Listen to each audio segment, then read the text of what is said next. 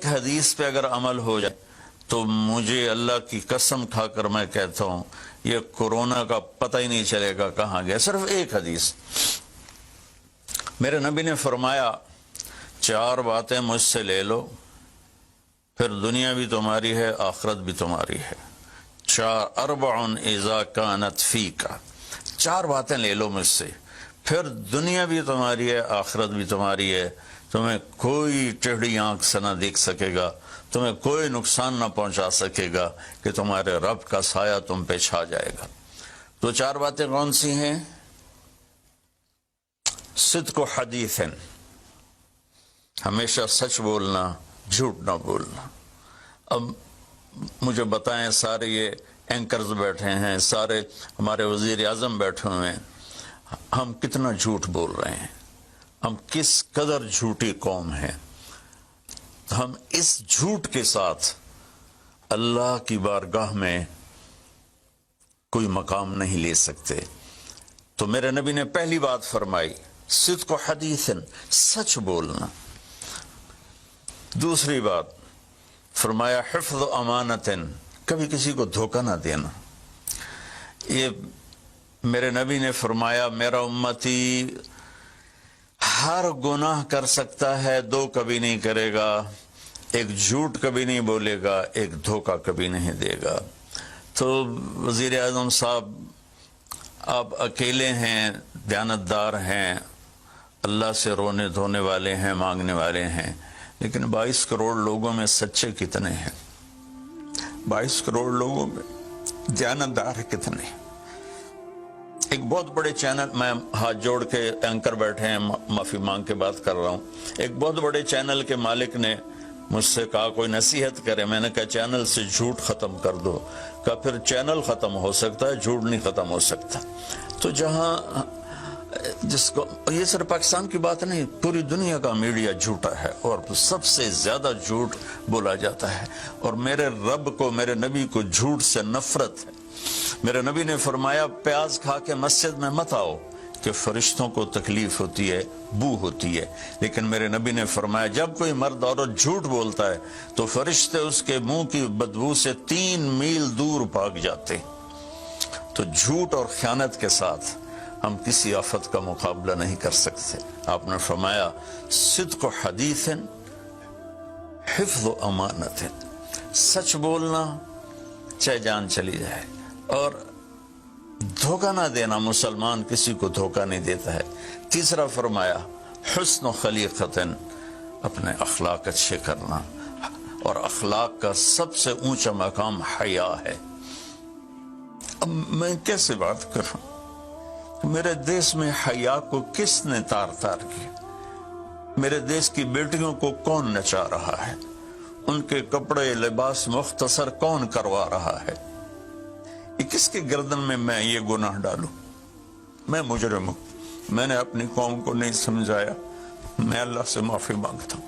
لیکن جب مسلمان کی بیٹی بے حیائی کی طرف چل پڑے اور نوجوان بے حیائی کی طرف چل پڑے تو اللہ کی رحمت. سب سے زیادہ عذاب قوم لوط پر آیا کہ وہ بے حیائی میں ساری باؤنڈریز کراس کر گئے تھے, تو اللہ تعالیٰ نے ان پر 5 عذاب بھیجے. 5, کسی قوم پہ 5 عذاب نہیں آئے, ایک ہی عذاب آتا تھا, ان پر 5 عذاب آئے.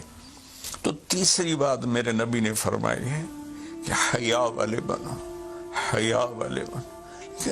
میری نسل ہے, مجھ سے خان صاحب نے بات کی تھی پہلی دفعہ کہ میں چاہتا ہوں کہ میری یوتھ اللہ کے نبی کے ساتھ جڑے, چونکہ جو ہمارے کالج ہیں, ہماری یونیورسٹیز ہیں, ہمارے خاص طور پر جو یہ پرائیویٹ سکولز ہیں, یہ امت کو, نوجوانوں کو اللہ رسول سے کاٹ رہے ہیں.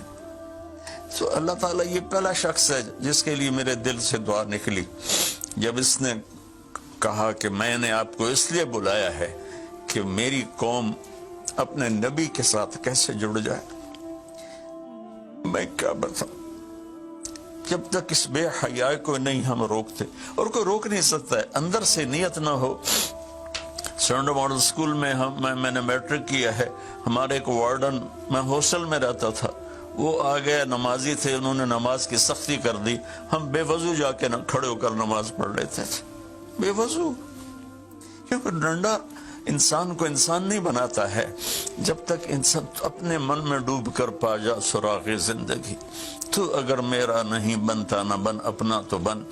یہ تو اپنے اندر دل دریا سمندروں ڈوبے کون دلان دیا جانے ہو. وچے بیڑے وچے جھیڑے وچے ونج مہانے ہو. میری قوم جھوٹ چھوڑ دے, میری قوم بددیانتی چھوڑ دے, میری قوم بے حیائی چھوڑ دے. وعفت فی تہمت, آخری بات میرے نبی نے کہا رزق ہی امسا مغفور اللہ, جو صبح سے شام تک رزق حلال میں تھک جاتا ہے اس کے اس دن کے سارے گناہ معاف ہو جاتے. تو میں وزیر اعظم صاحب سے اپیل کروں گا کہ پوری قوم سے جیسے ڈونیشن مانگا ہے ایسی پوری قوم سے چلے. میں آپ کی طرف سے اپیل کرتا ہوں کہ کل یا آج رات رمضان کی آئے گی, ساری قوم 2 نفل پڑھے اپنے اپنے گھروں میں, اور ایک تسبیح لا الہ الا انت سبحانک انی کنت من الظالمین. جس کو یاد ہے پڑھ لے, جس کو نہیں یاد ہو استغفر اللہ کی ایک تسبیح پڑھ لے, اور پھر سب اللہ کے سامنے ہاتھ جوڑ کے معافی مانگے. اور اللہ تعالیٰ کہتا ہے ما من یوم الا والبحر یستاذن فی ان یغرق ابن آدم. روزانہ, یہ مسند احمد کی روایت, روزانہ سمندر کہتا ہے یا اللہ اجازت دے میں چڑھ جاؤں اور ان کو بہا دوں. والارض تستاذن فی ان تبتلعہ, زمین کہتی ہے اللہ مجھے اجازت دے میں ان بے حیاؤں کو نگل جاؤں, ان جھوٹوں کو, ان بدماشوں کو, اس مافیا کو میں نگل جاؤں. تو والملائکۃ تستاذن فی ان تعجلہ وتہلکہ, فرشتے اللہ سے کہتے ہیں یا اللہ تو ہمیں اجازت دے ہم ان کا صفایا کریں. میرا اللہ کہتا ہے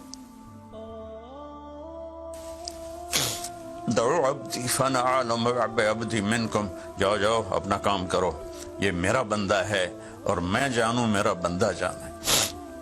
ان کان عبدکم فشانکم بہی, تمہارا بندہ ہے تو مار دو. ان کان عبدی فمنی ولی منی ولی عبد, اگر میرا ہے تو میں انتظار کروں گا, میں انتظار کروں گا.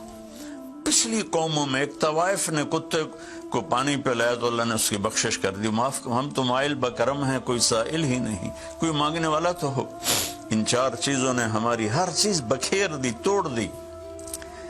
کسی بھی قوم کے لیے جھوٹ, بددیانتی, بے حیائی اور رزق حرام یہ ان کو تباہ و برباد کر دیتا ہے.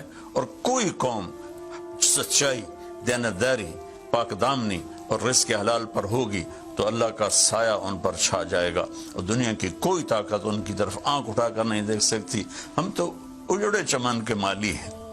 عمران خان کو اجڑا چمن ملا ہے, کہاں تک آباد کر سکے گا, اللہ اس کی مدد کرے. چمن کے تخت پر جس دم شہ گل کا تجمل تھا, ہزاروں بلبلیں تھی باغ میں, ایک شور تھا, غل تھا. کھلی جب آنکھ نرگس سی, نہ تھا جز خار کچھ باقی. بتاتا باغ مارو رو, یہاں غنچہ یہاں گل تھا, یہاں غنچہ یہاں گل تھا. ابھی عمران صاحب نے یرموک کی اور قادسیہ کی بات کی. کتنے تھے؟ 30,000 تھے خالد ابن ولید کے کمانڈ میں, اور سامنے باہان جو تھا وہ 3 لاکھ کا لشکر لے کر آیا ہوا تھا. اور قادسیہ کے میدان میں بھی 30,000 صحابہ تھے, اور ادھر سے جو رستم تھا وہ 3 لاکھ کا لشکر لے کر آیا ہوا تھا. ان کے ساتھ اللہ تھا. ہم اللہ کو ساتھ لیں, سارے اسباب اختیار کریں. مالداروں سے کہتا ہوں, میں نے اپنا کلپ الگ ریکارڈ کرا ہے کہ اس سال ساری زکوٰۃ ان غریبوں میں تقسیم کریں. آپ تک تو ہر آدمی نہیں پہنچ سکے گا. اپنے اپنے علاقے میں جو مالدار لوگ ہیں وہ اپنی زکوٰۃ غریبوں میں ان میں تقسیم کریں, ان کے گھر جا کر دیں. کسی ایک کی دعا لگ گئی نا تو 7 نسلیں ہماری آباد ہو جائیں گی. تو بس میں معافی چاہتا ہوں, آپ نے مجھے کافی دیر بٹھایا تو میں نے بھی تھوڑا سا آپ کا ٹائم لے لیا. تو آپ درود شریف پڑھیں.